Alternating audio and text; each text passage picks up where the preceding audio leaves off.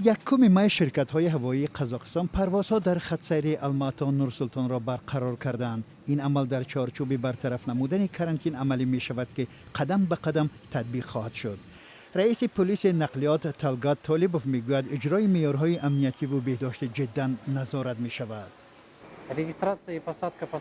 ثبت نام و اجازت پرواز در حال داده می شود که مسافر تفتیش ضد کرونا ویروس را گذشته باشد و این تفتیش نباید مدت از 7 روز بیشتر را در بر گیرد. خبرگزاری تنگری نیوز میگوید دیروز در پرواز اول 6 مسافر چنین سند تفتیش کرونا ویروس را نداشتند و آنها را به هواپیما راه ندادند. طبق دستورهای کنونی در تالار انتظاری و هواپیما مردم نباید با هم نزدیک شوند. در داخل هواپیما مسافران در کرسی‌های نزد تیریزه و راهرو میشینند. کرسی مابین خالی می باشد.